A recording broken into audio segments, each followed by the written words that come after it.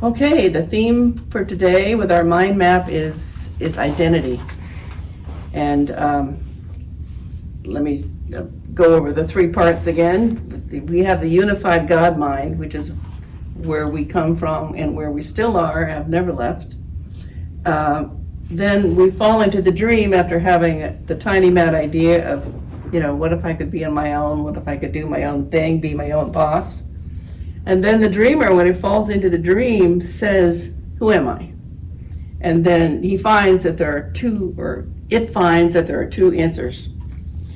And the ego part, which is the part of us that really wants and wishes and wants to be separate, has an answer. And it says, you have separated. You've done it. You've destroyed perfect oneness. You're pretty bad. Bad for that, but now that you're here, let's go have fun. And this part of the mind, when it turns over here, it just quietly says, you're just dreaming. You're just a little child who's dreaming, and nothing happened, and don't have to be upset. So those are the two answers, but this seems way more exciting in the beginning. So we choose to believe, yes, I'm separated. As soon as we choose to believe that, then we're driven by the immense guilt of that, because I've destroyed perfect oneness, supposedly. And we're driven by that to project out a world and bodies to function in that world who are separate. And so our work as students who are trying to awaken and get unstuck from the trap that's down here and from the pain and the suffering of feeling separated, feeling lonely, feeling weak, feeling incompetent, feeling attacked, feeling sick, feeling in pain, whatever it is. When we have enough of that, we reach out and we say help. So instantly that invites in this part of the mind that says you're just dreaming. But this is so delicious to this part of the mind. It's so wonderful, and it has an invested interest in survival at any cost. And its version of survival is keeping these figures down here mindless.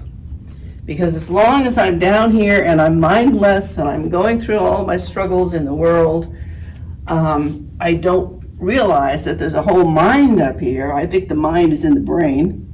I don't realize that there is a mind here, that there's a dreaming mind, and that I have a choice of dreams. So the miracle is really all about getting from down here, saying help, going up here, looking, and then I can choose again, to choose to go to the right mind. So that's the basics of identity. And I see in myself and I see in my friends that we're constantly forgetting. We're constantly forgetting that we're just dreaming. And we talk about our illnesses, especially as we get older and the body's falling apart. And we say, oh, this is caused by this and this is caused by that. Listen, this is what you need to do to fix this. This is the solution to this problem over here. And we have all the dramas going on and hurt feelings and family relationships, breakdowns in communication, and everybody's got their good advice. Oh, this is what you need to say. This is what you need to do. Don't trust that person. Don't believe in that. So that's the part of the response up here is you're just dreaming is a quiet smile. And that's where we need to learn to go. And we watch ourselves, get all involved in our problems and our upsets and our sicknesses and our situations and our conflicts. And we say, oh, there I go again. I would rather be a person with all of these problems in the world than go back and wake up. Because up here is not a person. It's non-personal. Love is non-personal. Peace is non-personal. Awareness is non-personal. And it takes a long time because of our conditioning in our beloved personhood. It takes a long time to begin to relinquish that, to begin to trust. that peace is over here, and that we can choose peace. I can see peace instead of this, as lesson 34 says. So lesson 5 says, never upset for the reason I think. In other words, all these dramas going on, that's not the reason I'm upset. Not because of what you said that I think hurt my feelings. Or the parent who betrayed me or abused me 40, 50 years ago. I'm upset because I chose to be separated, which is a pretty upsetting idea.